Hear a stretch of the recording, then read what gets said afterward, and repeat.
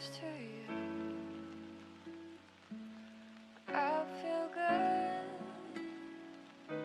'cause I just know feeling of you. Give it to me, baby. Feel alright. I feel good. Just want you step with me, dance with me, here with me, feel alright.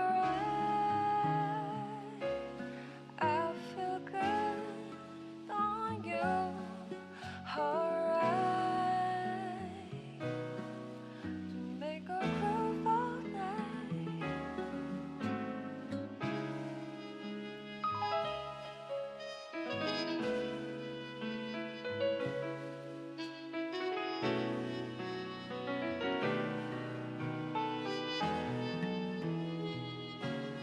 Close your eyes, come to me, feel alright. Just dance with me all through the night. Sorry, okay. Thank you, Kami. Turn it Did that do it? around, Hello? close to Yeah, okay, that did it. Whew. you. Okay, sorry, I just realized I did the Wordle in Discord, so it's fine. I don't remember what it was, mind you, but I did it. Bench, maybe? I don't know. Bench? What is it? Chris, how's it going, man?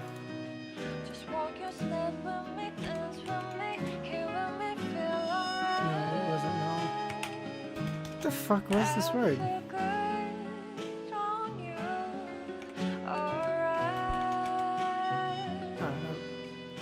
Oh, fucking cringe, seriously?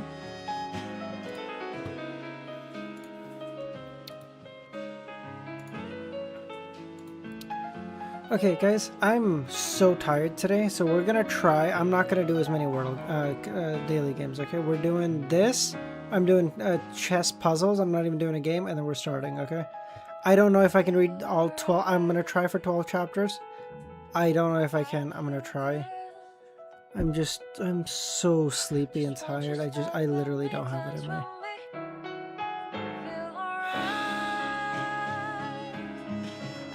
Crown, castle, horse, gown. Things the king has. Fuck.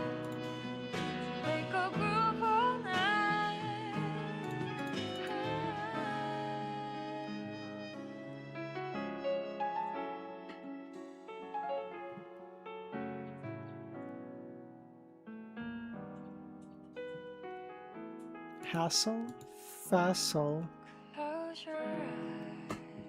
tassel, castle? Fucking seriously? What the fuck?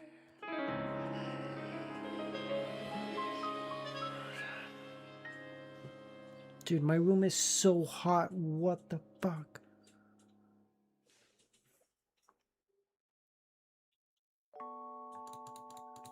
I'm genuinely done.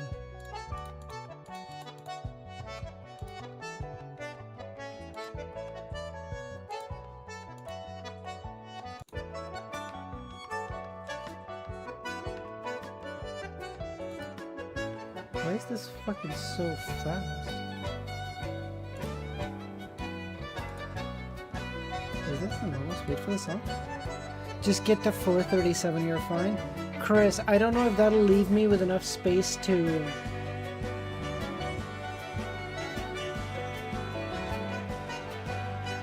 Gotta try and make up some room, right? So I'm gonna try. I'll push where I can. You mentioned that like now it's not super important for the next little bit to get to a certain place, so I'll go as far as I can and then I'll just end it. Like no hard set. I'm gonna try for 445, but no promises. I'm genuinely so fucking tired. I slept at like 3 a.m. Or sorry, I slept at like 2 a.m. I woke up at like 3, and then I didn't fall asleep till 6:45, and then my mom woke me up at 7:30. It's like 45 minutes or so, or an hour 45. You know, count the first hour, and then I do like a whole bunch of shit all fucking day. I get back home at 5:30. I just get to my bed. I lay down at 6. Okay, I feel like I went to bed around 6. 6:20. My niece comes in because she has a question to ask me. And I'm like, my heart rate is so fast because I'm just literally running off adrenaline. I could just pass out at any moment. I'm not even thinking. I don't give a fuck what the connections is. No fucks given at all. If I didn't promise that I would finish Volume 4 this weekend, I swear to God, I would just skip this fucking stream. With every fucking fiber of my being, I would skip this fucking stream.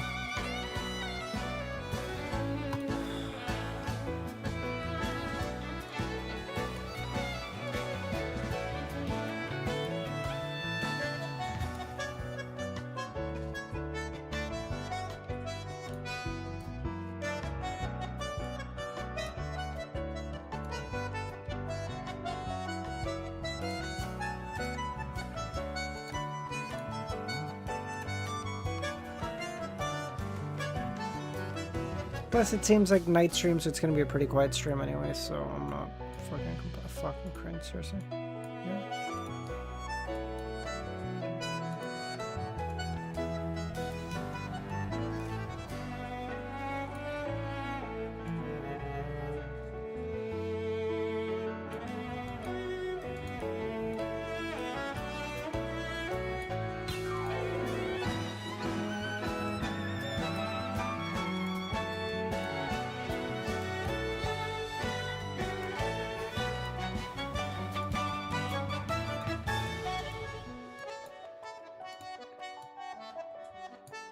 Can't go here.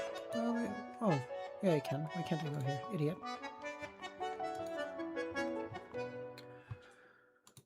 Let's just do this and then we're going.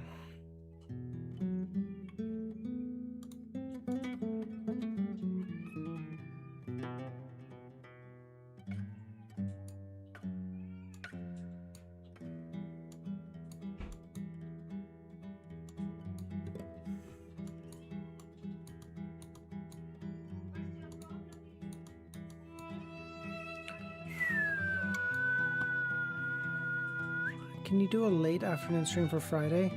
I'll be out all morning taking my driving test. Oh shit! Hey, good luck, buddy. Friday.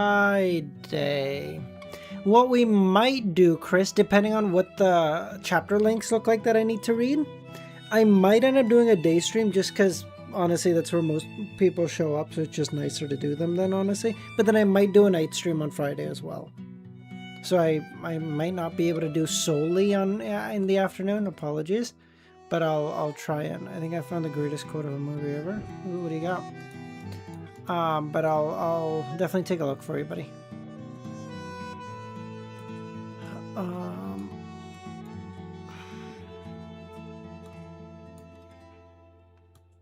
Sorry. Pretty good, Bullseye. What do you got?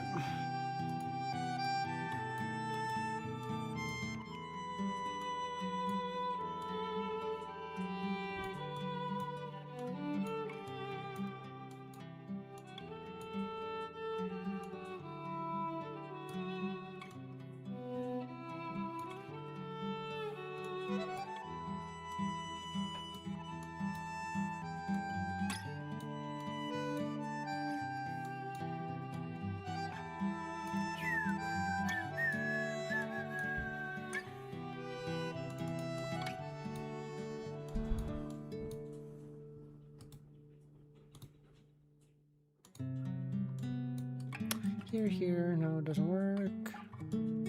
Oh wait, here.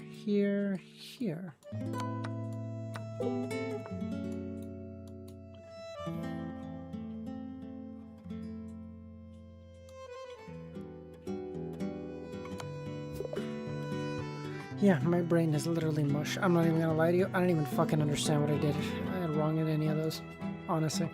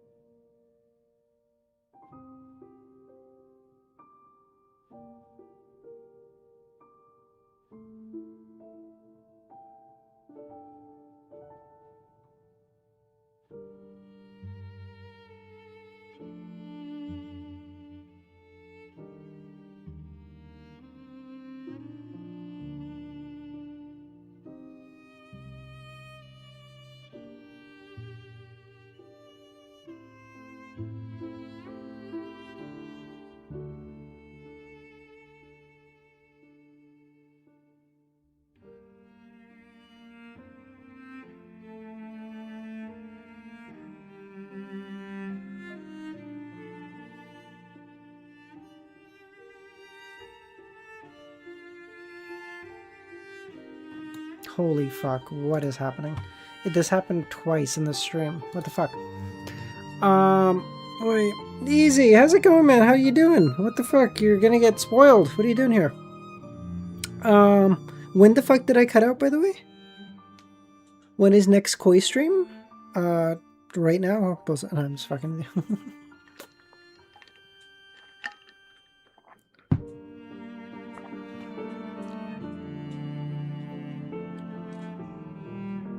Start the chapter over?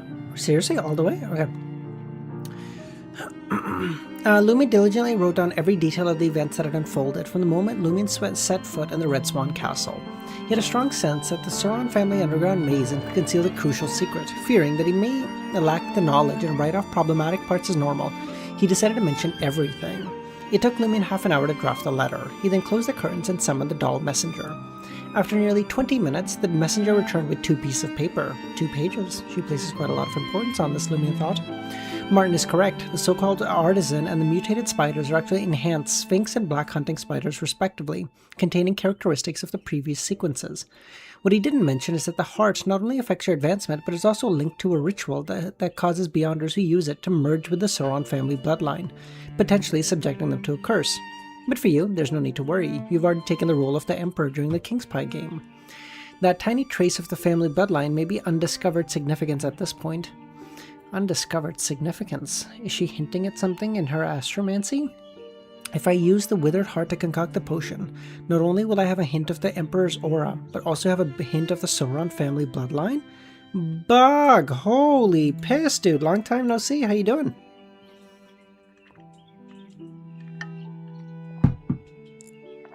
If you possessed a portion of the Einhorn bloodline in time, Lumion wouldn't even dare to imagine whether he'd be a prodigy or simply a mediocre hunter.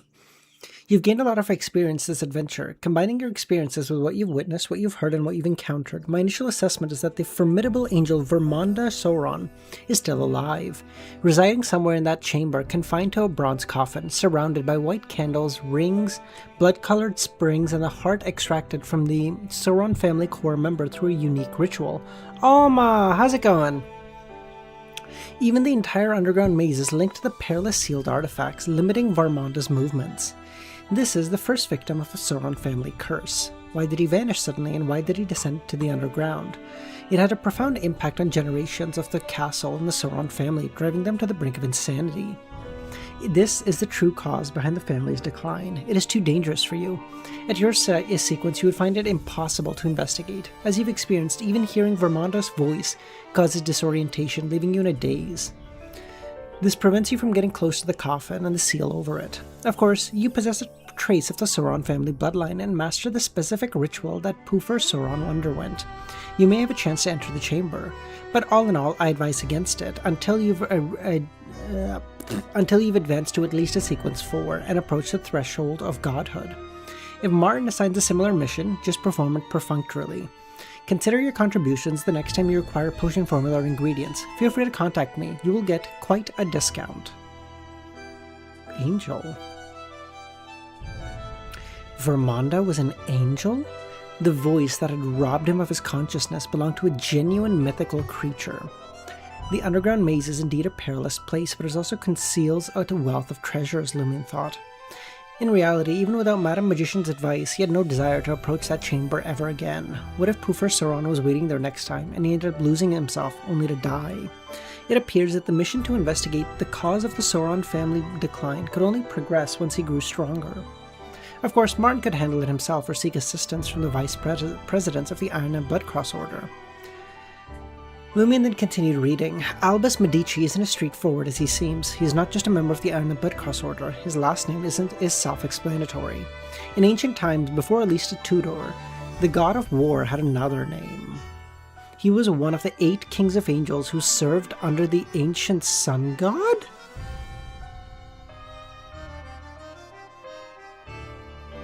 Oh, that Medici. Sorry. I'm so sleepy. I thought Albus was the angel. And I was like, the fuck? Oh, sorry. I'm sleepy. Shut up. I told you today's gonna be a rough reading day, okay? Imagine you're watching Dara's stream, okay? Be slow with me today, okay? One of his duties was to watch over and instruct him on. King of Angels. How do they differ from regular angels? Red Angel Medici, the Sauron family, and the Einhorn family are the most ancient ancestors, all perished simultaneously under Elisa Tudor and the nobles' combined efforts, giving rise to the Red Priest. However, after the Blood Emperor's demise, the Sauron and the Einhorn family reclaimed their characteristics. Bug, we're gonna finish it by Sunday. Yep, still on pace. We're what, 40? No, fuck, we're like fucking 60 chapters away right now. Fuck. The King of Angels doesn't meet his end so easily. For some reason, Sauron and Einhorn merged into a potent evil spirit, a fusion of malevolence, and just a few years ago, that spirit found a means to break free from their geographical confines. Medici left behind numerous descendants and established a secret evangelic lineage, with many residing in Banshee Harbor. Yes, the same Banshee Harbor I mentioned earlier, which was greatly corrupted and directly annihilated by the Church of Storm. But, over the past 1,000 or 2,000 years, members of the Medici family have gradually departed the island and returned to the northern continent. It is reasonable to suspect that Albus may have already crossed paths with this evil spirit. Removing the Sauron family curse could be part of the Evok, or I assume that means to say evil, spirit's agenda, and the portion linked to Medici likely desires the Sauron family's hoarded possessions. As for Albus's presence in the Heart Cloister, it may be due to the evil spirit guiding him or the Iron and Blood Cross Order sensing an anomaly and sending him to establish contact. Don't worry, Miss Justice and Susie will keep an watch. There's an issue with the Sacred Heart Cloister. Lumion hadn't foreseen problems with the EBS Church's largest cloister. Previously, when he speculated about Albus's purpose, he had engaged in extensive analysis, yet hadn't contemplated an issue within the cloister itself. He had merely assumed that Martin was seeking to understand certain matters here and there. Combined with Madame Magician's statement that someone from the Tarot Club was monitoring a potential lead, Lumion suspected the issue with the cloister may be linked to the worship of an evil god. Perhaps Martin's ability to see something in the underground maze is related to his exposure at the corruption of 13 Avenue de Marche. It could also be an item smuggled in through Rat. I don't know. Consume the potion soon and advance to sequence 6. If the catastrophe is averted unsuccessfully in the future, teleport out of Trier with the Two of Cups and your friends, or seek refuge in Mr. Fool's Cathedral. Damn. Imagine. Just, if you can, just seek refuge in the Cathedral of the Fool. Nothing bad shall happen to you there. Ah, love that guy. Franca, clad in a cotton shirt and light-colored pants, looked surprised when she saw Lumion. Didn't Poofer's banquet just begin? I ventured into the castle's underground maze and gained quite a bit, Lumion said. I need your help. What did you gain? How can I help? Franca asked. Help me hold something. If something goes wrong after I consume the potion, open it immediately. Consume the potion? You're finished digesting yours? Yes. Have you gathered all the ingredients? Yes. You've only been out for an afternoon and it feels like you've been gone for weeks. Not only had he finished digesting his potion, but acquired most of the ingredients of the subsequent one. All thanks to the nature... No. All thanks to Poofer Sauron.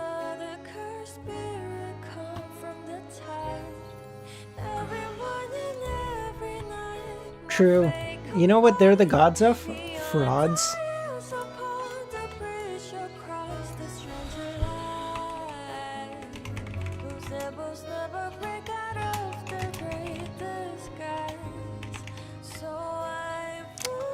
Okay, okay. Right now we'll just keep going, see where I can get to. But man, I'm so fucking tired. We might end up just going to like 340 and just calling it. I'm so fucked. Jesus. In a dim tunnel supported by the stone pillars, Franca, indifferent to the presence of the carbide lamps, turned to Lumion. Are you absolutely sure there won't be any issues using that heart to advance? Even if you don't appear afraid by the curse, it could still affect you after consuming the potion. Honestly, Martin's proposal is worth considering. Consuming additionals 9 through 7 will make you stronger, but not by much.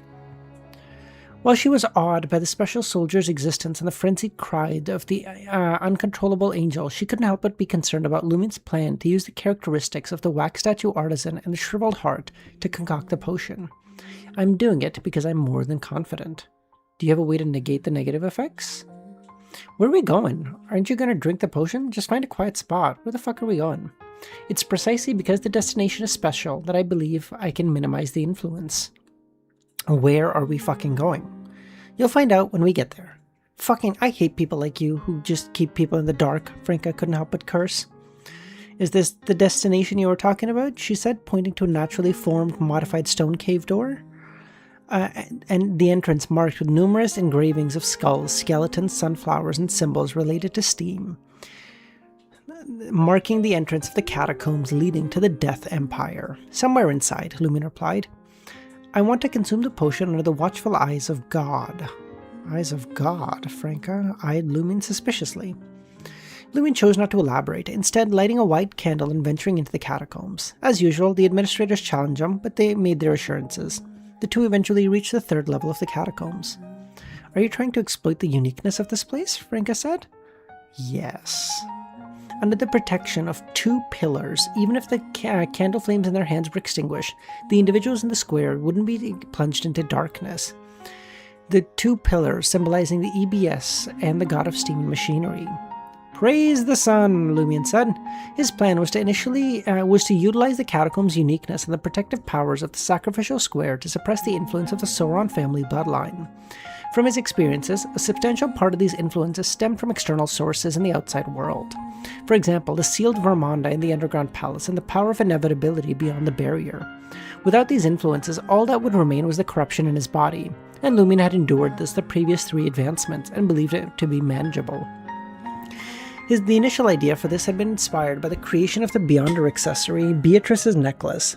Madam Magician had mentioned that specific environments could sever connections and prevent the power of a boon from returning to its source.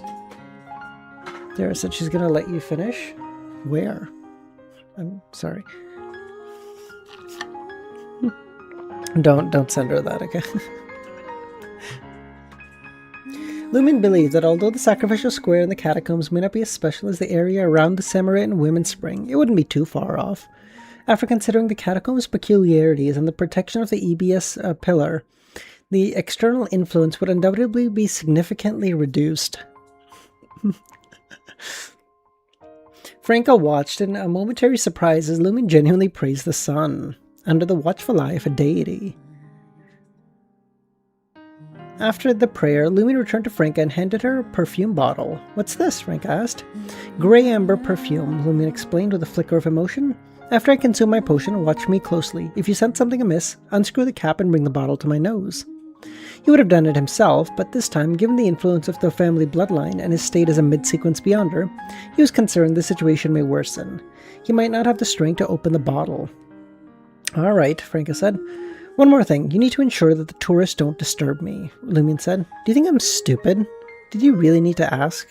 Jesus, guys, what the fuck? Using a measuring cylinder, he began the process. He poured a total of 80 milliliters of the waxed statue artisan's dark red blood into the mug, then added the mutated black spider's poison gland, 10 grams of amber powder, and 2 white oak fruits.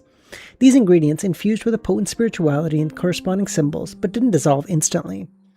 Lumin gently submerged the blood-colored object that resembled a shrunken human brain and the withered black heart into a mixture. With a sizzling sound, a crimson-tinged mist diffused and receded. All the ingredients rapidly disintegrated. Indeed, one's heart is tainted when one employs battle strategies. Even the potion is tainted, Franca mumbled. Contemplating the dark, blood-colored concoction, Lumin removed his satchel and the military flask, setting them aside. After handing Lai to Franca, he took a slow, deep breath. He sat cross-legged, his wrists steady as he picked up the beer mug and drank the potion. It had a strong, rusty taste, cold like a serpent.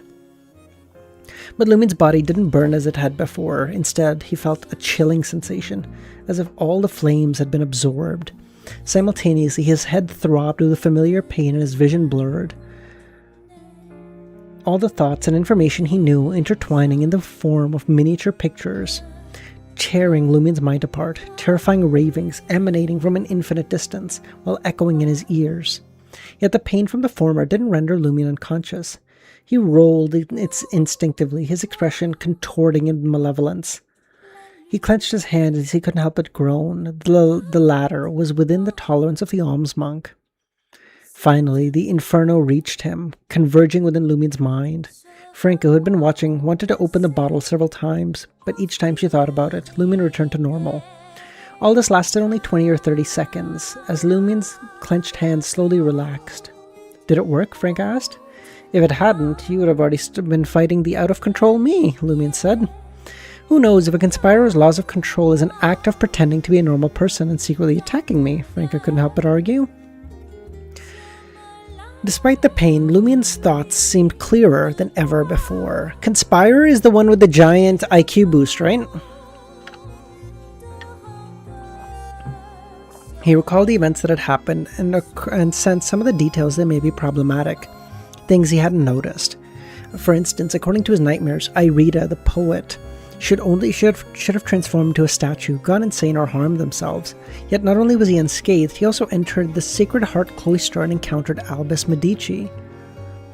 No, Kami, I thought Dr. Z told me that Hunter has the biggest IQ boost of any pathway. And I've never known Dr. Z to be wrong in the matters of...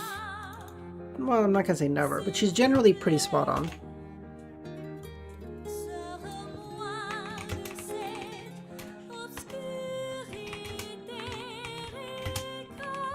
Bro, he's already got a principal? What? Moko is on point.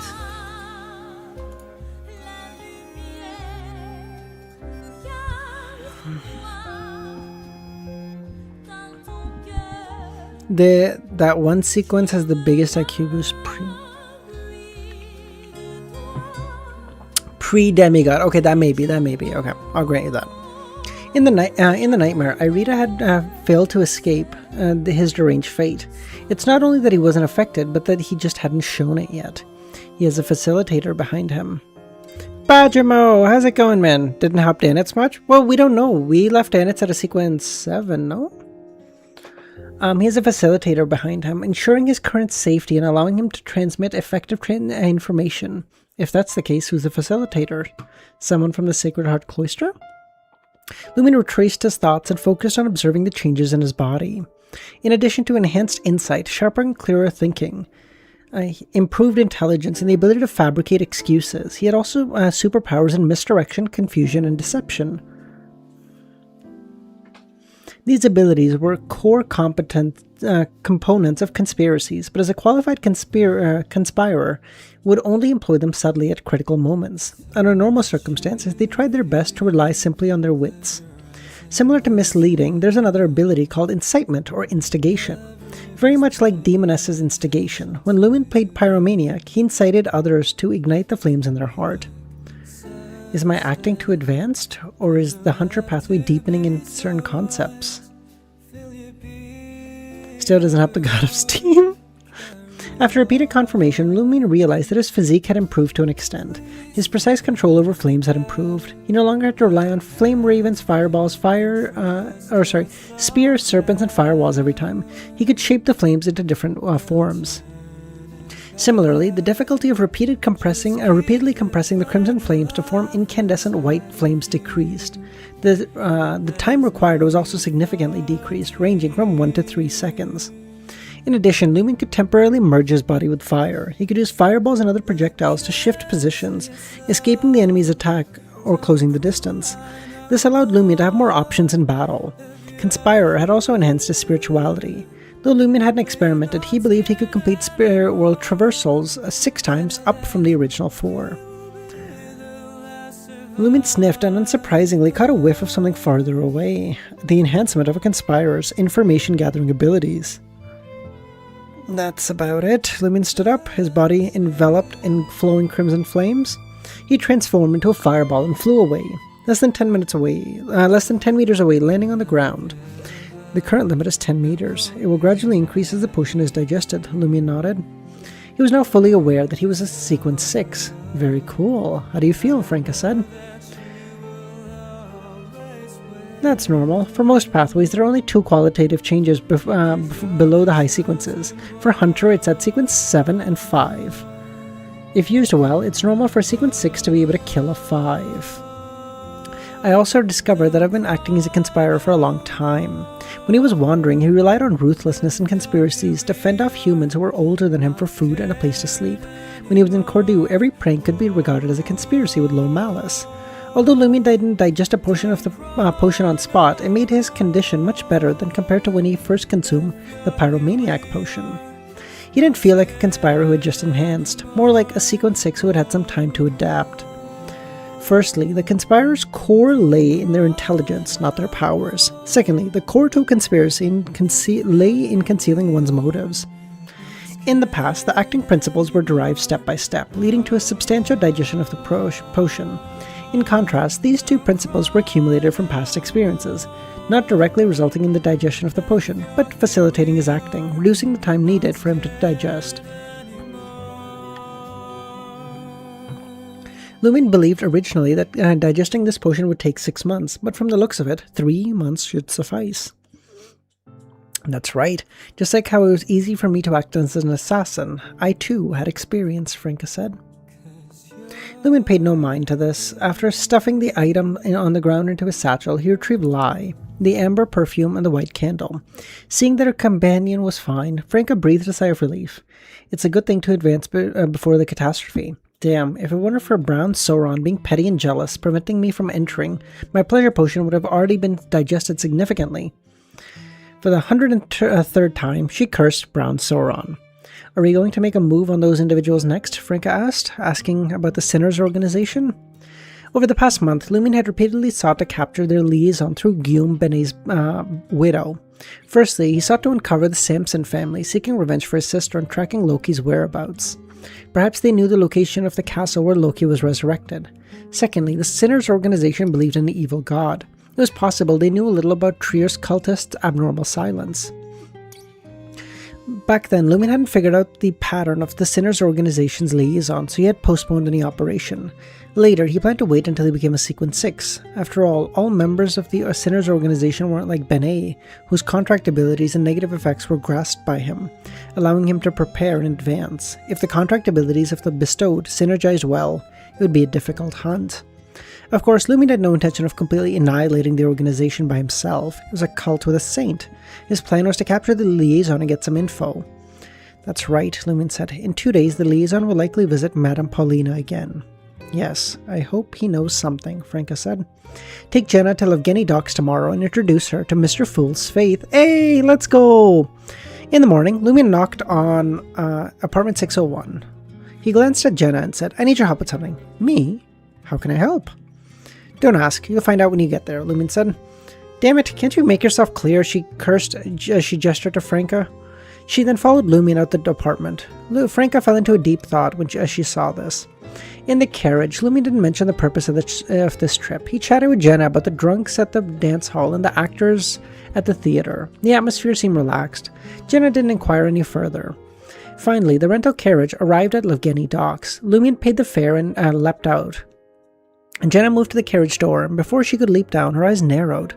Wow! Lumion followed her gaze and saw an ancient-looking 3-masted sailboat. Such a boat was rare at Yevgeny Docks. These pirates seemed to be fond of but those who had grown up on reading or listening to the Adventurer series found it oddly familiar. These great pirates seemed to be fond of such boats. There's no way that fucking Alger's here, right? That'd be nuts. I mean, I hope so, but I doubt it. Or maybe Alger's dead. Nah. We know he's fine. But maybe, the bum.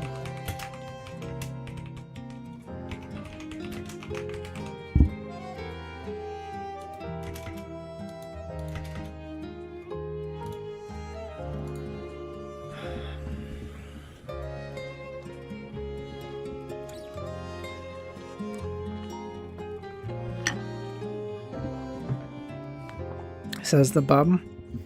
Well, it takes one to know one, bug. Takes one to know one, bitch. Lumion had seen a similar 3-masted sailboat in the illustration of the Adventure series.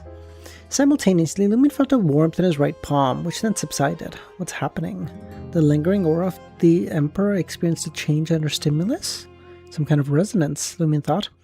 Is there a connection between this sailboat and Alista Tudor? You didn't bring me here to show me this pirate ship, did you? Jenna asked. She had read the first 2 serialized volumes of the Adventurer series in the newspapers. Books had always been expensive, and her family could seldom afford them. Her reading opportunities, especially after her father passed, grew scarce. She'd occasionally find old newspapers to paste on the wall, or for other purposes, and read until sunset. With the presence of the street bars and her mother's bedtime stories, her spirit remained far from desolate. Since arriving in the market district and becoming an underground singer, Jenna had found a means to earn a substantial income and even saved up to purchase a pirated copy of the Adventurer series from an underground bookseller, making her feel remorseful for Madame Four's wall. She planned to buy an authentic set once she had cleared her debts. To her surprise, her debts only seemed to accumulate. Lumin withdrew his gaze and said, "Consider it a bonus." After walking for a while, Lumin led Jenna to the unassuming Fool Cathedral. Jenna looked up at the bell tower and the steeple atop the 4-story building. "Is this a cathedral?" she asked. "Aren't cathedrals supposed to be grander?" "Yes," Lumin affirmed. Leading the way, Jenna trailed closely behind. The stained glass window were scarce, and there was no ornate gilding to be found. The cathedral lacked intricate machinery. The most striking feature of the cathedral was the large, numerous windows, even on the ground floor. The interior was awash with light. It was slightly past 10 a.m., and the cathedral's attendants were sparse. Lumin guided Jenna to the 3rd row of pews. "You should be aware that Franca and I are keeping something from you. There are some secrets we haven't shared." "Yes," Jenna nodded. "As you can tell, Franca and I aren't related. She and my sister are close friends who share common interests. Loki and I know someone who we dealt with previously are part of this group as well, but they betrayed the others, causing a disaster in Cordu and costing my sister her life." I see," Jenna replied. "There's another connection between Franca and I. We don't believe in EBS or the god of steam and machinery." I could have guessed that. When have either of you ever gone to fucking church? At least you know which street the cathedral is on. Franca might not even know where the cathedral's door opens to. She, on the other hand, prayed, listened to the sermons, and attended Mass at least once a week. A display of piety to the purifiers and a habit of faith. "No, I'm not going because I'm a wanted criminal. I can barely be considered a believer in EBS," Lumin smiled. "Franca and I believe in this orthodox deity, the great Mr. Fool."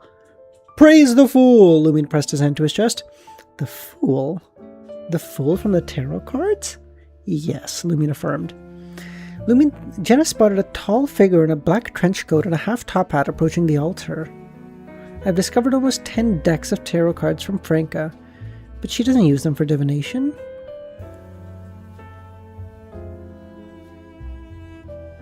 Black trench coat, half-top hat? Is there a chance? Gearman, my go? That fellow. Could it be that she thought it'd be cool to toss a 2 of cups on the corpse after taking out a target? The more Lumin considered it, the more he felt it was Franca's style. Does the Fool Pharmaceutical Company belong to the church? Lumin was caught off guard. He hadn't given it much thought. But maybe, he said before responding. He wasn't entirely certain if the Fool Pharmaceutical Company was affiliated with the church or simply a venture by a member of the Tarot Club. Kind of both. You brought me here not only to show because it's a safe place for discussing your faith, but also show that the church is a recognized mainstream church capable of constructing a cathedral in Trier. You're not as naive as you appear, Lumin said. The third one is to ask if you'd like to convert. Convert? This doesn't conflict with your contract with the Purifiers. Mr. Fool is an Orthodox church, recognized by all. However, the propagation of this faith is concentrated on the Maritime Islands in certain regions on the southern continent. Most people in the north are simply unaware of it. But I've never thought about changing my faith. Her faith in the EBS couldn't be described as devout or fanatical, but it was a habit she had cultivated since childhood. The only time she'd voiced discontent was during the most challenging years her family had endured. It's entirely fine if you don't wish to. I'm simply suggesting it. My main concern is ensuring that if you ever find yourself separated from us, you know this place is a refuge. Don't worry, even if you believe in EBS, Mr. Fool's church will happily welcome you. Then why can't I go to Église St. Robert? Franca and I share the same faith and work for an organization. 2 days ago, we received some information. There's a problem with the EBS Church's Sacred Heart Cloister, similar to the issues with the Deep Valley Cloister in the God of Steam and Machinery. In such situations, some cathedrals may not be trustworthy, and it is difficult to distinguish between the reliable and the unreliable. And Jenna had personally seen the troubles in the Deep Valley Cloister, so understood the significance. Could the catastrophe begin from within the churches? Maybe, Lumion said. At that moment, a towering figure dressed in a custom-made black trench coat and a half-top hat emerged, towering at 2.56 meters tall. He looked at Jenna. "Sister, is this your first time to visit my lord's cathedral?" "Yes." "But I'm here with a friend," Jenna replied. "And you are?" "I am the bishop here." "Teslian," the half-giant introduced. Would you be interested in hearing me introduce our beacon and savior, the great Mr. Fool? Do not worry, our Lord does not compel one to convert, and he doesn't mind if you believe in him alongside other deities. In turn, believing in him can also coexist with others as well. You can do that?" Jenna said. "Which deity would allow their followers to have impure or multiple beliefs? And why refer to this deity as him with a lowercase h instead of an uppercase h? The latter is exclusive pronoun for deities. Why address this deity as Mr.? Yes, Mr. Fool is known for his compassion and benevolence." He then opened a black Bible with silver patterns and began to preach.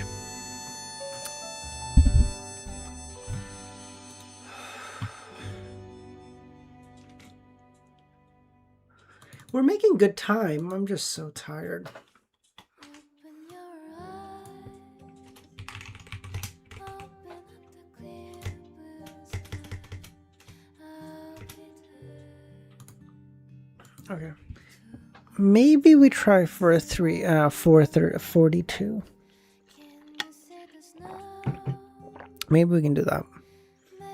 I don't know, I'm just making numbers up right now, bro. We'll fucking see, okay? We might not make it anymore. I might just quit after this chapter, who the fuck knows? Jenna remained indifferent to the initial part of the sermon, finding it reminiscent of the EBS Holy Bible. Her attention perked up when the fool requested to be addressed as lowercase him instead of uppercase. As the sermon continued, Jenna's surprise grew evident. Is Gehrman Sparrow connected to the fool's church? Could he be an angelic messenger? Jenna wondered amidst her astonishment. Teslian, the half-giant, didn't press her about her true belief in the fool, but turned her attention to the supplicant deeply immersed. The supplicant appeared to be a sailor in his prime, his skin bronze and his face bearing obvious signs of the elements, his hair disheveled and dark blue. Eh? Dressed in the same linen shirt, brown jacket, and dark loose pantaloons, he spotted a unique belt adorned with a dagger, telescope, and tools. Probably a captain, Lumion retracted his gaze. Jenna, still processing, rose in a daze and left the cathedral. Lumion followed. After walking for nearly 10 minutes, Jenna slowed down. No wonder you claim to be a shallow believer of God. You can also be a shallow believer in the fool. He doesn't concern himself with such. I'll think about it, Jenna replied, her belief shaken by the unconventional sermon. In such situations, it was crucial to know when to stop, so Lumion didn't press any further. As expected, proselytizing truly should be done by the professionals. Given my friendship, she didn't hesitate to reject my suggestion. However, the bishop's sermon had stirred something in her. "How's your progress with gathering the witch potion ingredients?" Lumion asked. "I only digested the instigator potion 2 days ago. How could I have all the ingredients so quickly?" Perhaps it was the residual effects of the cathedral, but Jenna's urge to curse wasn't as pronounced. "Well, I digested the pyromaniac potion yesterday and managed to acquire both ingredients yesterday and become a conspirer yesterday." "Well, how is that the fucking same? I want a special hunting ground for my shit too," Jenna said. Frank had already told her of Lumion's encounter. Just last night, they were both at sequence 8 and 7, and the gap was insignificant, so why did things differ so much now?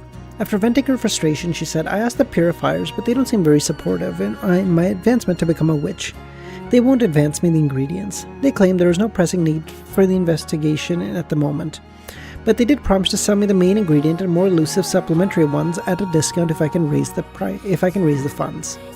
The main ingredient alone is 16,000. A discounted price, meaning they have the ingredients for the witch potion? Interesting. Do you owe about 60,000 to Franca now?" "Yeah," Jenna said. "In that case, would you like to owe a bit more?" Lumion grinned. "You owe me 35,000 and I'll help you gather the ingredients. Do you know where to find them?" "No, but I'm sure I can get it." He intended to get it from the Iron and Blood Cross Order. He had received recognition from Martin yesterday, and this contribution could be redeemed immediately or accumulated. Lumion hadn't made up his mind on how to use it, but decided to help Jenna with her witch potion. He might need to fork out some money, but disaster could strike at any moment. He may now remain in the Iron and Blood Cross Order at any point. Converting his contributions made sense. When the time came, the conspirer Lumion, Demoness of Pleasure Franca, and the witch Jenna working together could form a formidable team. And they had an unofficial member, psychiatrist Anthony Reed. Lumion believed Martin likely had the necessary ingredient. After all, the Iron and Blood Cross Order followed the Hunter pathway, closely related to the Assassin one. It was impossible that no convergence had ever occurred. After all, if needed, Lumion could also seek help from Mr. K. It's not a good thing to owe me, though. In addition to repaying the principal, you also have to pay some interest, which is helping me do certain tasks occasionally. No problem, I'll give you the 10,000 Whirl door first, so I'll only owe you 25. No problem, Lumion said. Seeing that Jenna was about to say something, no need to thank me. We're friends, right? Jenna, struggling to find the words. Damn it! Lumion simply chuckled and walked away. As they boarded a carriage, Jenna muttered to herself, "Thank you." In the afternoon, 11 Rue de Fontaine, Lumion spotted Martin. "Boss, I wish to exchange my contribution for the witch potion or the corresponding ingredients." "Who's the potion for?" "Jenna," Lumion replied. Martin appeared to be listening and gestured for him to continue. "I'm looking for an ally with considerable strength, and I want genuine pleasure." "Not bad. That is what an ambitious hunter should aim for." "No problem. Come by tomorrow to collect the characteristic or an ingredient. Oh, and make up the difference with 10,000 Whirl door." Martin understood that Lumion and Jenna had a close relationship. Furthermore, Lumion and Franca's cooperation didn't involve seeking pleasure. "Okay, thank you, Mr. CO, Lumion said. After leaving, he returned to the dance hall, finally having some free time. In the evening, he listened to Jenna performing as a showy diva. How much can a local singer earn? It's probably only a couple thousand. It's still better to fleece the Iron and Blood Cross Order and hunt lunatics. When Jenna becomes a witch, she'll have the strength to participate in battles at this level. Speaking of which, I didn't think of it much when I read the Adventurers series, but now that I think about it, doesn't Garrett spend most of his time hunting pirates with characteristics? How can he become a famous pirate or a great pirate hunter without characteristics? Yes, although the corresponding battles are vague and exaggerated, only highlighting main points, it's obvious that the author has an understanding of Beyonder battles. Is Madame Four's Wall a Beyonder? Oh, buddy boy, you're closer to her than you know.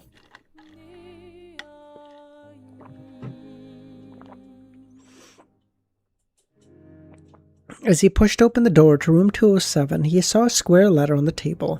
Madam Magician.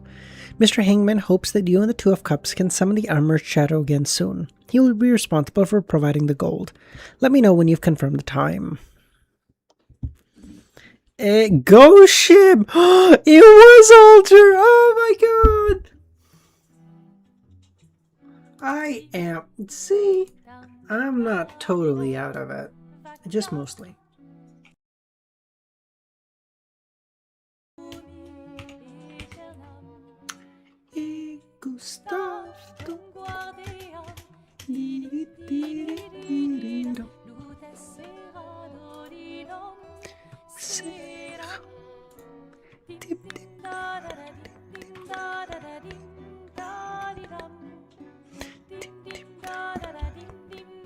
Mr. Hangman is ready. Lumion took out his pocket watch and took a look. He could summon the Armored Shadow at any time. His only concern was the danger it may pose. Summoning it without a good reason could lead to an attack or a curse. But with a Major Arcana holder by their side, there was no need to worry. Lumion burned the letter and left the motel, heading straight for Franca's house. "Why are you here so late?" Franca said. "Do you have time tonight? We can summon the Armored Shadow and ask it questions," Lumion said. "I'm free." The Armored Shadow was most likely from her homeland, involving the secrets of transmigration. Even at 6 a.m., she would say she had the time, let alone just at midnight. Didn't CL ask us to gather information on spirit world creatures that fulfill the summoning conditions? One of the targets he chose is a directional ambiguity when disguising the summoning incantation, attracting a peculiar spirit world creature. The ability to snort and spit you saw came earlier from a contract with that creature. Franka described the spell of Harumph as snorting and spitting out of jealousy. Jenna had a deep impression of the spell of Harumph. Is it possible for us to sign contracts too? I wish, but I cannot. Franka expressed her regret. In short, that creature is very unique and involves many secrets. A big shot backing us, a demigod, is very interested. And now, only CL can accurately summon the creature. Is that person here? Frank asked. Yes. Is it Justice? Magician? The star? The moon? Franka's expression froze, her mouth slightly agape, her eyes filled with disbelief. Lumion was also taken aback. He didn't expect Jenna to reveal the codenames of major arcana holders and make the connection that her two companions were related to them. I guessed right! You guys belong to an organization that uses tarot cards as codenames. How did you know? Franka asked. You have nearly 10 decks of tarot cards in your room, and you don't usually use them for divination. Then CL told me the Fool that you believe in is roughly equivalent to the Fool in the tarot cards. As for me, I've been attending gatherings recently and heard of the legend of Justice and the other major arcana holders, as well as the existence of minor arcana cards. With so much info, I'd be rather fucking stupid if I couldn't make the connection. Your instigator potion wasn't completely wasted, Franka said. Excellent! You're prepared to drink your witch potion. Without further ado, he left apartment 601 with Franka, planning to write a letter to Madame Magician, informing her that they could summon the shadow now. Jenna watched them leave and muttered, "What happens if a man drinks the witch potion?" Motel. After Lumin sent the letter, he didn't extinguish the candle flame and waited for a reply. Franka paced back and forth, feeling excited and nervous. Time ticked by as the demoness of pleasure felt as if a year had passed. In the dim yellow flames the size of a human head, starlight flew out, enveloping Lumin and Franka. After a brief moment of dizziness, they realized that they had left the room and arrived at a pitch-black deck. The first thing they saw was a triple ancient mast, its greyish-white sails curled up like an open door. An ancient sailboat, Franka said. Perfect for a horror film. What's a horror film? Lumin asked. A play depicting ghost stories, Franka smiled. As she spoke, she touched the dark flaxen-colored rope resting on the shipboard. Suddenly, the rope came alive and nimbly wrapped around Franka's right hand, attempting to bind the demoness. A layer of black flames erupted, scorching the rope. The rope snapped back as if in pain. Simultaneously, a rope that had been lying silently swung at Lumion. Lumion raised his slightly scorching right palm and grabbed the front of the rope. The rope still turned still. All the ropes that came to life returned to normal. Lumion looked down and muttered, "At least a Tudor's remnant aura resonates on the ship. These ropes become obedient when they feel the heat in my palm. Is this the boat I saw at Lavgeni docks? The Hanged Man ship? This is a ghost ship! A ghost ship! Franka spun around. It's alive! As a demoness's voice reverberated, Lumion heard Madame Magician's words. Mr. Hangman's ghost ship is a relic from the Tudor Empire, with many secrets. When he rewards you, you can choose to explore the ship. As for when to embark on the exploration, that's your call. As expected, something to do with the Tudor Empire, Lumion resolved. As he walked to the cabin, as Franka followed, she looked around curiously, touching and tapping here and there. Amidst the creaking sound, a door in the cabin opened on its own. A thick, dark brown carpet covered the area, flanked by bookshelves and a liquor cabinet. In front of the bookshelf was a wide wooden table. "Are you the Hanged Man?" Lumion inquired. There was a middle-aged man of average stature, dark brown hair, disheveled, and his skin bronze and rough, wearing a linen shirt, brown jacket, and dark, loose pantaloons. The supplicant Lumion had seen at the cathedral that morning. "Are you the Hanged Man?" Lumion asked. "I am the Hanged Man." The man in his prime nodded. "The Stormbringer? Halger? Is this the Blue Avenger?" Franka blurted out. "You've heard of me." The Hanged Man glanced at her. "Of course! A maritime king without the title of Pirate King. If you hadn't fought the King of the Five Seas and caused the surrounding ships to experience a storm, no one would have ever known you were a demigod." furthermore, you're different. You're a genuine, unadulterated treasure hunter. You never plunder proper ships. You've been exploring the western borders of the Fog Sea, searching for the lost city of Nuins and the Solomon Empire's inheritance. You're my idol, she wanted to say. She felt as if it would appear to transcend the times, so she held back. Stormbringer Alder. After Lumion discovered the Church of the Fool's power center was at sea, he shared the information about the pirate kings and pirate admirals with Franca. He knew Alger, nicknamed Stormbringer, was a demigod captain, but wasn't a pirate king, so his nickname didn't include the term king, but Vice Admiral Ailment, who had become a pirate king, was known as the Queen of Ailment. As for the lost city of Nuins and the Solomon Empire's legacy, they were treasure legends. At times, Lumion couldn't help but admire Forrest Wall. She had the audacity to write such stories. Aren't you afraid of being found and executed? Is she being protected by the Church of the Fool? In the face of Franca's enthusiasm, the elder fell silent.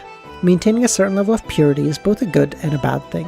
Can we summon the ritual? Can we begin the summoning ritual? A man still has a youthful side, even in death. Any time, Lumion responded to Alger's question.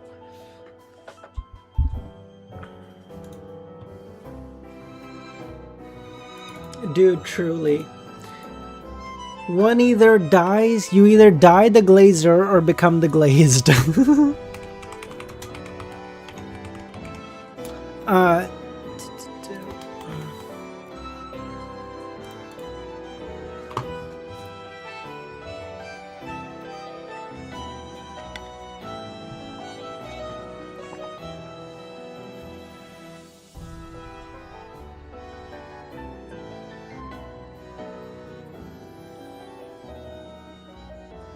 Music change? What do we got? What do we got? When?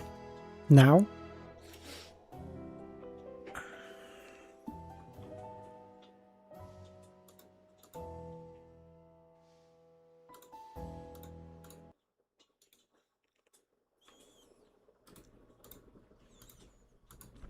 With the hangman present, Lumion didn't need to worry about an attack from the armored shadow. Instead, he followed a straightforward procedure, creating a protective wall of spirituality and summoning the shadow. Why can't I hear it? What the fuck? Oh, okay, it's just eerily quiet. Sorry, okay, I forgot this is that one.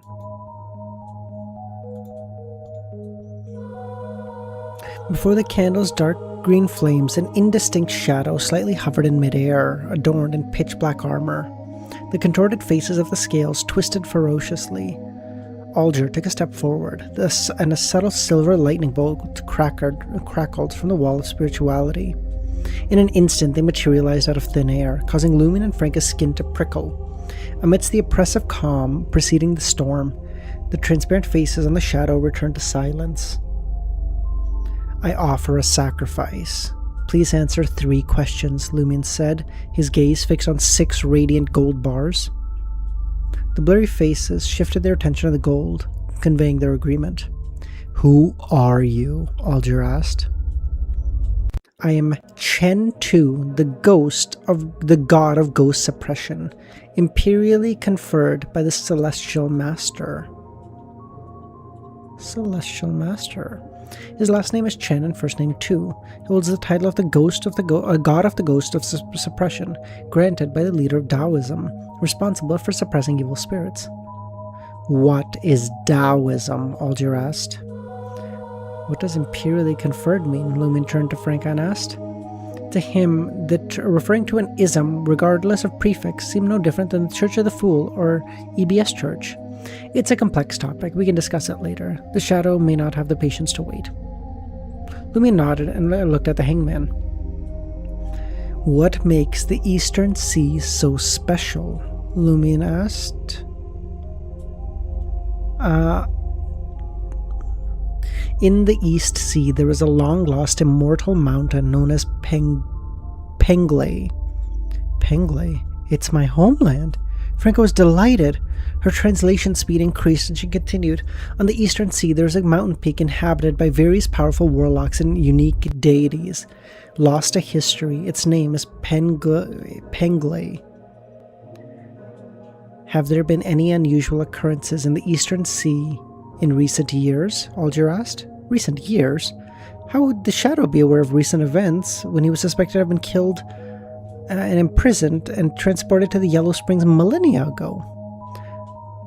Lumion repeated the question, and this armored shadow responded. A corpse from Pengele floated over via the river. The mountain called Pengele has reappeared. A powerful warlock or special deity resides there and has perished. Their corpse drifted to a place known as the River Styx. The river where Alista Tudor was suppressed by the underworld Taoist, the source of the Samaritan women's spring. Meaning the eastern sea of the world where the shadow resides has undergone an abnormality recently. The long-vanished divine mountain Pengele has reappeared, and powerful beyonders residing there have died. Has the mountain known as Pengele always stood tall in the east, or only appeared occasionally? Lumion wanted to ask, but he couldn't afford any more questions. The 6 gold bars on the altar disintegrated. This time, nearly a fifth of the armor plates turned golden and radiant. The hangman observed the shadow fade into the darkness. You can explain the terms in the first answer. Lumion turned to Franca. An imperial conferment is equivalent to a boon. Yes, a boon! This shadow, named Chen Tu, was granted a special position within the church or a deity's kingdom. Through this role, he gained a corresponding power to suppress evil spirits. Not a gift from a deity, but rather a ceremonial act performed by the leader of that school of thought, acting on that behalf and bestowing a special title. The more structured boon system not only linked to the power of boon with a specific role, but also emphasized the role of the deity's proxy. That's the basic idea, Franca said. There are many more intricacies if you delve deep enough. It's a complex topic that can't be explained quickly. Terms like heavenly court and the netherworld, ritual protocols, receiving scriptures, and others are related, but I don't know everything about all of them. Seeing that the hanged man and Lumion still staring at her, she skipped a beat. You really want me to explain it all? Alder nodded. I understand it may be challenging to explain, but there may be some inaccuracies, but take your time to recollect and organize your information when you return. It may be helpful to put it in writing and convey it to me through your Major Arcana holder. All right, Franca said. Why did I agree so quickly? Once you've prepared the information, you can think of what kind of compensation you would like. Frank had several desires: a mystical item similar to the spell of Harumph, a sealed artifact that could enable teleportation, Demoness of Affliction's formula. She found herself in a dilemma. She had considered the reward in advance and almost forgotten to explain the term Taoism until Lumion reminded. Taoism is a school of thought that venerates the natural laws and the corresponding philosophy that shapes them into a unique deity for worship.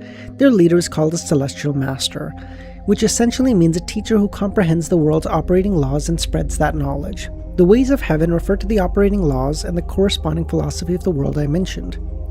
So celestial masters are akin to like pontiffs, popes, and chief shepherds and matriarchs? You could put it that way, Franca said. It seems like the Celestial Master and the Underground Taoist are at the same level. I agree.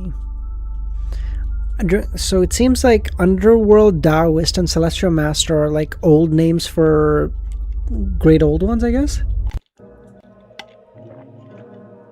During their conversation, Alger rarely interrupted, mostly listening. Finally, he asked, the Armored Shadow's 3 answers have been helpful. What would you like as a reward? I would like to explore the ship. Franca was surprised. I wanted to. As I expected, you've already sensed the uniqueness. It is one of the Tudor Empire's relics. Would you like to explore it now? Before Lumion could respond, Termi Boris echoed, dangerous. Danger? Seriously? You warned me? Is he afraid that I might find something special?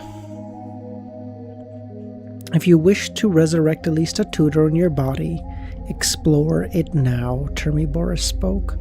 Gods, not great old ones, no? But then, my thing is, it mentioned that the Underworld Taoist suppressed Alista Tudor in the river, right? And the river is a Sephira. And so that means Alista Tudor, who's like a god, half a god, like nearly a god, he was able to suppress him in a Sephira. That in my mind makes him at least a half a great old one, if not a full one. Doesn't that make any sense? I don't know if I feel like I'm making sense, but I could also not be. I don't know.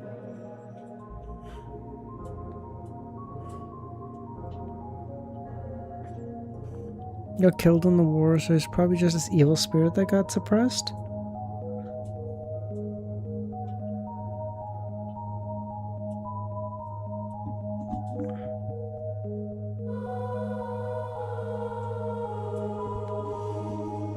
Maybe. Lumi didn't pay much attention to this, recalling Madam Magician's prior hint.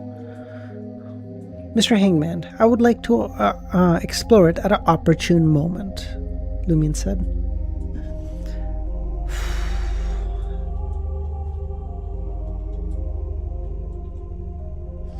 Okay, if I can do 3 more chapters, and I think I feel kind of okay right now, then that would put me at 53 to end the volume. And Saturday and Sunday streams are probably going to be pretty long ones too, so that's okay. Or maybe I go like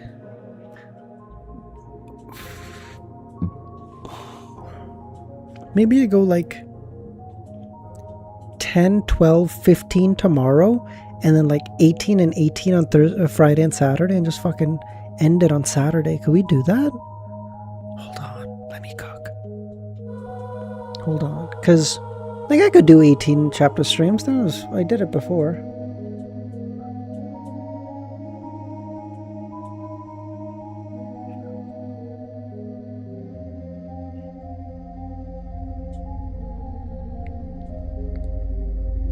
Maybe. Then she got to lock in tomorrow again. Chris, buddy, listen. When in the past week have I not been locked in? Listen, I skip one day on Tuesday or whatever. What, Monday? Well, I skip one day and then 18 chapters the next day. I gotta read. I slept for like 2 hours today, and I said, nah, I can't skip. My boys are waiting. My boys are relying on me. What am I gonna fucking let them down? Fuck no. We go, okay? We go. Let's do 3 chapters.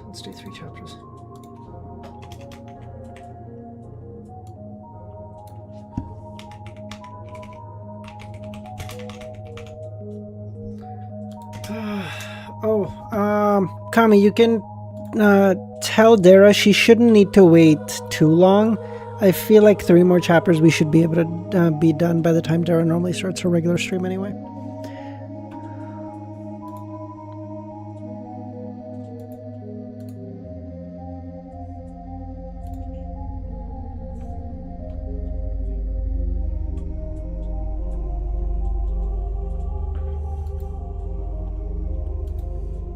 The hangman agreed to Lumion's request and instructed him to contact him through the magician. They noticed that Alger wasn't alone on the ship. A dozen sailors were scattered about, hiding in the shadows. Suddenly, Lumion and Franca witnessed a brilliant star hanging in front of them, gleaming with an eerie blue light. The stars expanded as if descended into the ground in an instant.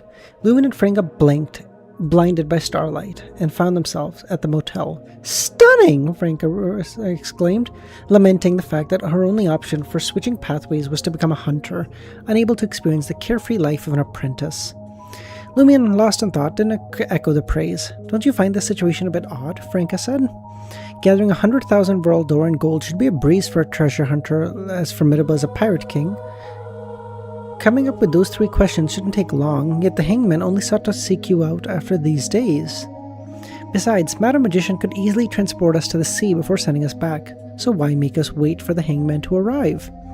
"You're quite perceptive," Lumion smiled. "You're putting your brain to work." "Damn it, are you praising me or insulting me?" Franca retorted.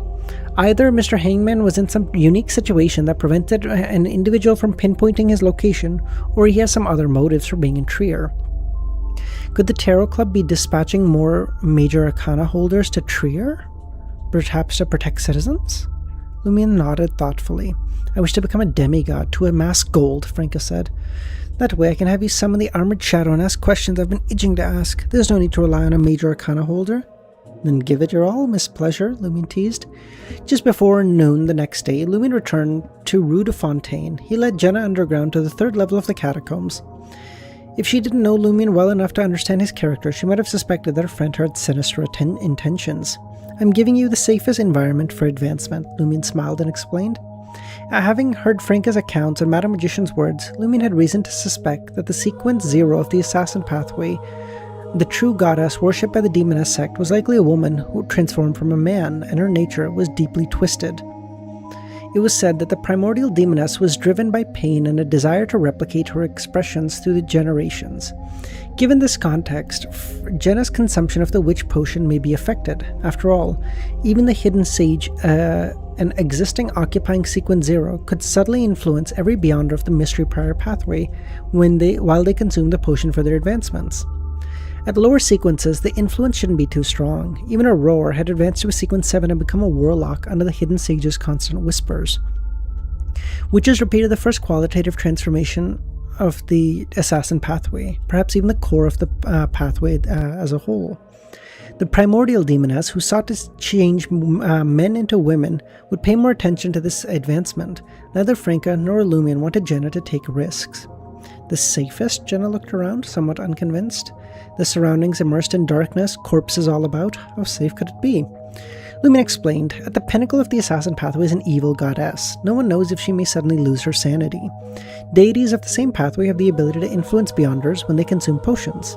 This, divine manifestation complicates things. This place weakens that connection significantly. Jenna looked and approached the sacred sun emblem and began to pray. Praise the sun, Jenna sang out. Lumion remained silent and handed Jenna the Beyonder characteristic and other ingredients. He had used 10,000 world ore to obtain these items. Jenna examined the vertical eye and the intricate thread-like patterns on the surface, knelt down on one knee and concocted the potion. Before long, held the potion in her hand, steadied herself, and drank it in one big gulp, praising in her heart, "Praise the fool." The potion was icy and illusory, like a melting frost. Her thoughts began to blur, and she felt as though she was slowly sinking into water. Above her, a translucent layer of frost encased ice, like a mirror, prevented Jenna from escaping the black flames. In an instant, a face and a figure materialized on the ice. A face bearing an uncanny resemblance to Jenna. The figure was another Jenna, but her master hand had transformed into her, but her right hand had transformed into her left. Master hand is a weird phrase. Experienced in combat, Jenna reacted quickly despite her surprise and horror, summoned all her strength to deliver a decisive blow. The ice shattered, and Jenna plunged into darkness. In the distance, a python-like black object swayed gently. The python vanished in an instant, not entering the area. The ethereal almost simultaneously, Jenna heard a long, painful sigh. An ethereal sigh that seemed to emanate from very close to her, as if originated from the vicinity of the sacrificial square. The black shadow cast by the serpent expanded wildly, enveloping Jenna and the malevolent figure, seeping into their bodies. Jenna refused to surrender, enduring the pain and dizziness, crawling out of the abyss onto the nearby ice. The scene shattered and Jenna's vision returned to normal. Her face contorted, but the pain in her body gradually subsided. Lumion watched as the flames on Jenna's body rapidly shrank and dissipated. He understood that his companion had become a sequence 7. Only then did he turn his gaze to the edge of the sacrificial square. Not long after Jenna consumed the potion, he sensed an anomaly that way, but nothing entered the clean square. After drinking the potion, I thought I heard a sigh from over there, Jenna said. Lumion nodded. On this level, there's a Chrismona Night Pillar representing the demoness of catastrophe who once met her end here.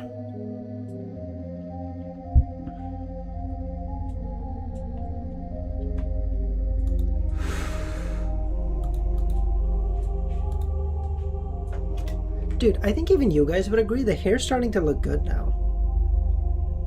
Like, we're so close to just being able to put it in a pony, like tie it up at the back here. It's starting to look quite good. It took like, what, a couple months of looking homeless?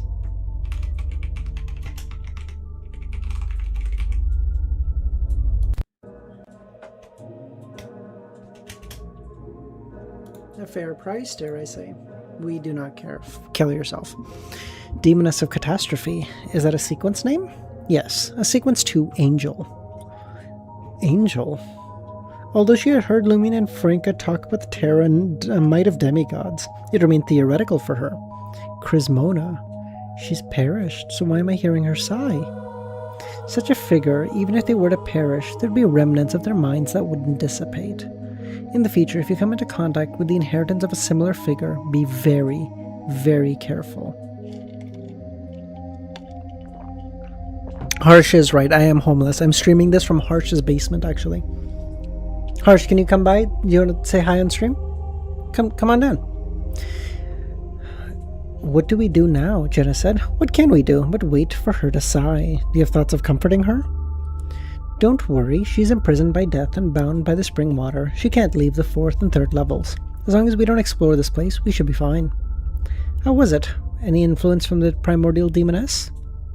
It was only then that Lumion assessed Jenna's appearance. Her skin, which hadn't looked particularly good due to her background experience, seemed to have been reborn. Her facial features looked the same as before, but the details became more exquisite. She had an alluring charm. Jenna also scrutinized herself, feeling that her height increased slightly, and the ratio of her body parts she had been dissatisfied with was approaching perfection. I sensed a python appear, but it didn't approach me, it just vanished, Jenna said. Any thoughts on Crismona? No. It was common for most people to appreciate beauty, and Jenna was no exception. Seeing how beautiful she had become, she felt quite happy.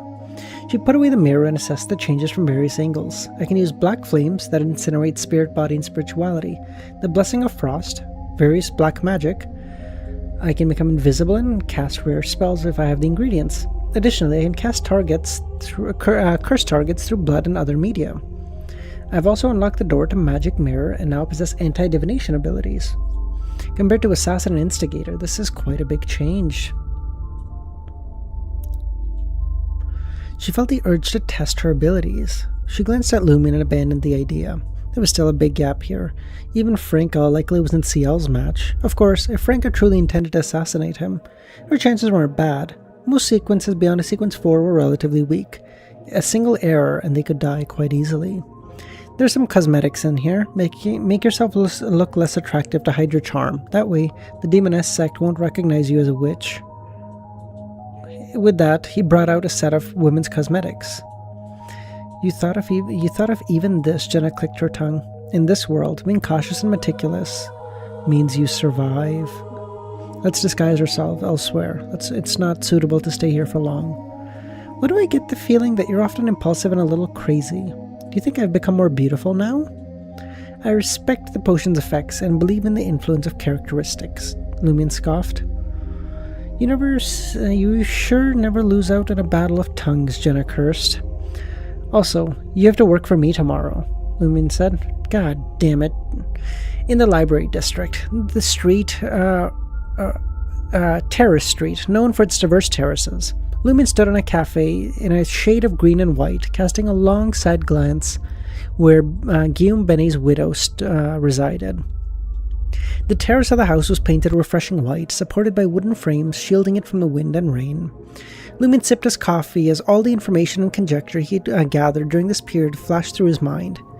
Every 2 weeks, a mysterious man visited the Condiment Beauty at night, once or twice, at least once this week. According to the observations of the surrounding citizens, there's a total of 3 men who visit Paulina. One is young, one in his prime, and one nearly 60. Who among them could be Bouvard Pompero, the sinner's liaison? One of Bouvard's contracted abilities, Transfiguration. These 3 may or may not be him. They could just be substitutes he creates. The price of Transfiguration is one's own face. The downside is the desire to abuse others. The buildings on this street are quite soundproof. No one had heard Paulina scream. Chief of the streets? For real, for real. Some time had elapsed since Benet's demise. It seemed highly likely that Paulina officially joined the organization, received a boon, and became a Beyonder. The most important question is to find out who the liaison is. Lumion had a plan. As the sky darkened, he finished his coffee, donned his brown round hat, and without making a sound, left the building and vanished into the alley. On 20, Terrace Street. Master bedroom. My voice didn't. Okay, good. The mature and beautiful Paulina, adorned in a white nightgown, walked to the full-body mirror, removed her clothes, and examined the whip-like marks on her body. They had faded, likely to dissipate within just a couple of days. Paulina sighed at the thought of the pain she would have to endure for the coming days. Her gaze fell upon the black mark on her shoulder, rejoicing that this was for her first contract ability, regeneration. Once activated, it could regenerate flesh and skin to an extent, allowing injuries to quickly heal. Paulina had never tested if it could regenerate limbs, believing it should work if the conditions are met. Of course, the dead couldn't activate their abilities. Paulina adjusted her her nightgown and prepared to put on light makeup to welcome a guest. At that moment, she felt a strong sense of danger, stemming from her contract ability. Sensing danger was more important than actual combat. For this, she paid the price of fertility and received the negative effects of mild mental weakness. Paulina's nerves tightened and her body bent backwards. With the flexibility of a dancer, she distanced herself from the source of danger. She opened her right palm and a silver-white lightning shot out. This was her third and final ability, Electric Arc, compensating for her weakness in offensive means. The price was that she was prone to lightning strikes in a thunderstorm. The downside was that her body had become more sensitive. She could originally withstand 70 to 80% her threshold for pain. This made Paulina resistant to the liaison's visits. She relied on the alms monk endurance to hold on. Are they just beating her? What the fuck? With a cracking sound, the mirror suddenly appeared in a room covered in lightning in her palm. It charred and shattered to pieces. Paulina spotted a figure swiftly outlined by the drawn curtains. A white fist materialized behind her head and smashed below her ear, and Paulina blacked out. Behind her, Jenna instantly appeared. She and Franca easily controlled their target with dual invisibility, anti-divination, one to attract and one to launch an attack. Or one to distract and one to launch an attack. Franca took a few steps, retrieved the Bliss Society sedative, and brought it to Paulina's nose. After completing her task, Jenna drew the curtains to leave a slight crack, a signal to Lumion that the operation had succeeded. Before long, Lumion scaled the outer walls and entered. He then tossed the lie earring to Franca. Franca transformed the item into a silver pendant and hung it on her chest. Her appearance and height changed to become more like Paulina. Yeah, okay. Last chapter, we'll call it after 442, okay? Listen, so tired, all this, all that, 10 chapters? I'm pretty proud, okay?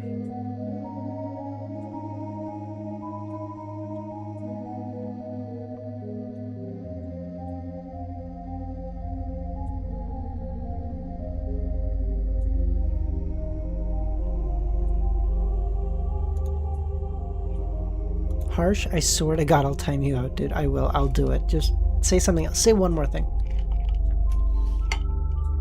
Seeing Franca appear before Paulina, Jenna couldn't help but marvel at the wonders of the lie accessory. I like this style, she chuckled. What don't you like? Lumion mocked. It's called having an eye for beauty. Franca opened Paulina's wardrobe and chose a pair of pajamas. Soon, Paulina emerged. Jenna knew Franca well, but she honestly couldn't tell the authenticity for a moment. After Franca entered invisibility, Lumion administered some truth serum to Paulina. Estimating the time and felt that it was about time, he took out the smelling salts and brought it to her nose. Yeah, 50 I think it's 490 or something, someone said. So I'm thinking if I do like 10 tomorrow, 10, 12 tomorrow, and then like 18 the next couple of days, bang, done. 52, 940, 494. Dude, imagine once we get to like 494, just 100 more chapters, and we're halfway done through COI. Crazy shit. Oh my god. And then we're 75% done. Pretty good. Pretty good. Ain't no way he makes it. Bud. You wanna bet against me, bro? Really? After everything we've been through? Really? Amidst the sneezes, Lumion capped the bottle and retreated into a crevice behind the wardrobe, preventing Paulina from seeing him. Jenna retrieved a small revolver from her brown belt, squatted down and pressed it against Paulina's forehead. Paulina snapped out of her daze and saw a face covered and saw a face that was uncovered, and although the skin wasn't fair and had some flaws, and the texture concealed by cosmetics, she was quite beautiful. Paulina felt the coldness of the gun's barrel on her head. When will Bouvard Pompero arrive? In the next 2 days, Paulina said.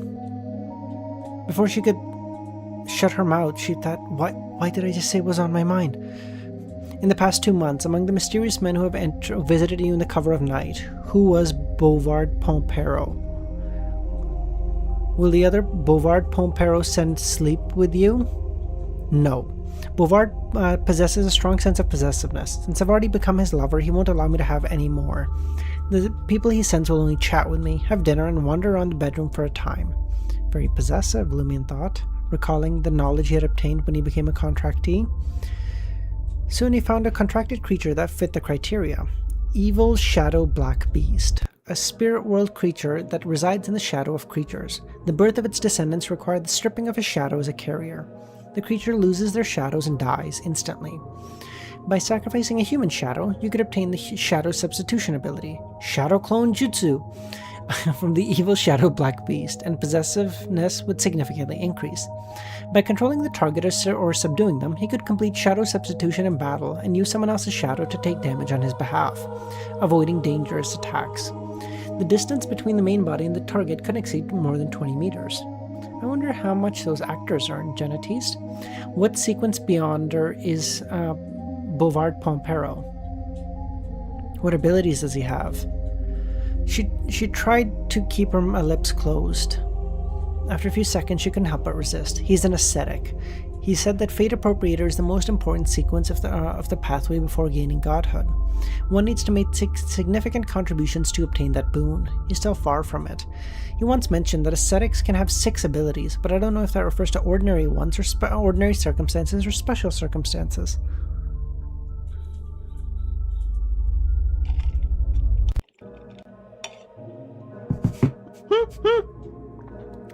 Leaning against the wardrobe, Lumen couldn't help but chuckle. Boris, are you aware of this? He didn't ask because he knew Boris would never answer. He didn't display all these abilities in front of me. He always wore pajamas and didn't expose his upper body when having sex. I have seen him emerge from the shadows and know he has 3 imps. He suggested that I choose the Danger Premonition ability. Shadow Burial, Tamed Imps, Danger Premonition, Shadow Substitution, Transfiguration. That's 5. If he's nothing special, there should only be 1 unknown ability. Even if he's stronger than ordinary ascetics, there's a high chance that his abilities won't exceed 8. The price of Shadow Burial was having normal dreams. The downside was becoming more extreme and paranoid. The price of the Tamed Imps was 3 infant corpses that had died the day before. That had died before they were born. The downside was that he had to use his life force to feed the imps, and there was a risk of backlash. The specific method was to grow sarcomas that look like breastfeeding. Danger Premonition involved sacrificing fertility and becoming mentally weak. Ever since becoming a witch and becoming deeply involved in the Sinners organization, Jenna had learned of Contractee, Alms Monk, Ascetic, and other sequences. She now knew why Lumion possessed the spell of Harump, Spirit World Traversal, and other abilities. Apart from these abilities, does he have any items, beyonder weapons, or anything else? He has 2 pockets that I can't touch. He always chooses the kind of pajamas with pockets. Carries something. I wonder what those do, Lumion thought. Jenna followed the predetermined rhythm of the conversation and inquired about Paulina's performance in front of the liaison. She possesses regeneration, much like a vampire. The sedative effects will likely be diminished and won't endure for long, Jenna said. Why don't you just simply eliminate her? Jenna asked as Paulina fainted. You're quite the ruthless one, Lumion said. Showing kindness to heretics only hurts the innocent. Exactly, Franca said.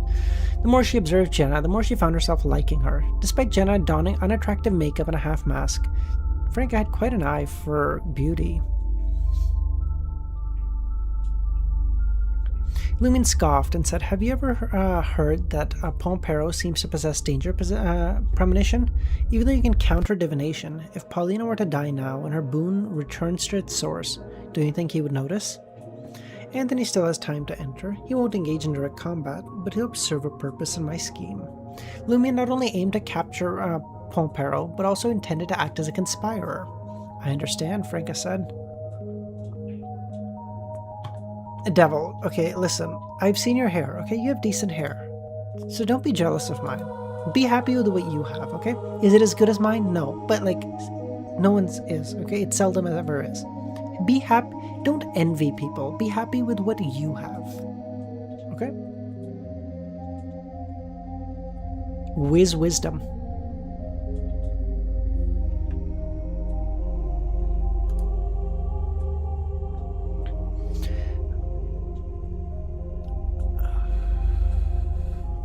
Franca said with widened eyes, I just adhere to the notion of being ruthless to heretics. As she spoke, she removed that light silver pendant from her chest and tossed it to Jenna. Lumen instructed Anthony Reed to infiltrate the building via the outer wall. Commit to the white suit? I don't have a white suit. I have like a tan colored suit, but I don't have a white suit. You want me to be Hollow Ichigo from Bleach? As the drizzle descended into the night, the gas street lamps on both sides emanated a hazy glow. On 20 Terrace Street, a man in a silk top hat, black suit, and dark bow tie rang the bell. He had an ordinary appearance, short, thick eyebrows, and deep blue eyes. Aaron! I think a white one would look great on you. A white suit is just, you can almost never wear them. There's no fucking setting in which you can wear a white suit. Where's Paul? Hold on. You know what I'm thinking of?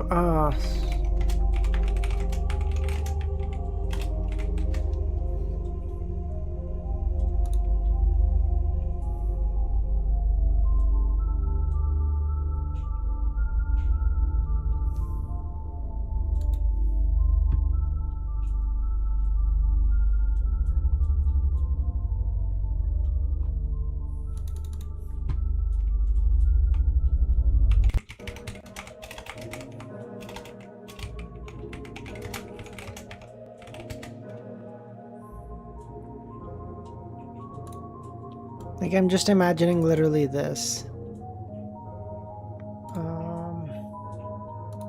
I'm just imagining this. Just imagine it as a suit.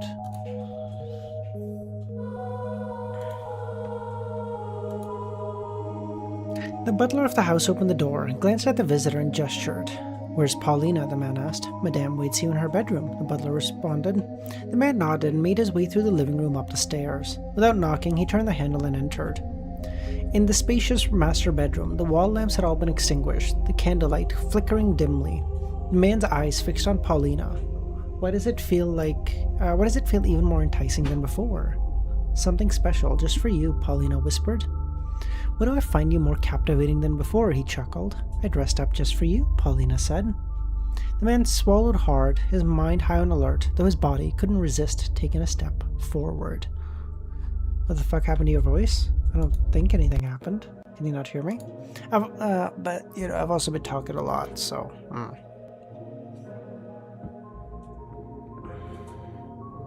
Check Discord. What's up?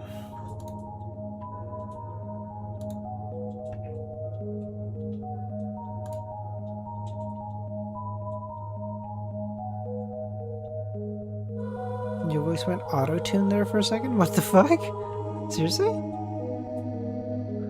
I gotta figure... My OBS is doing some weird shit. I gotta figure it out. Hold on.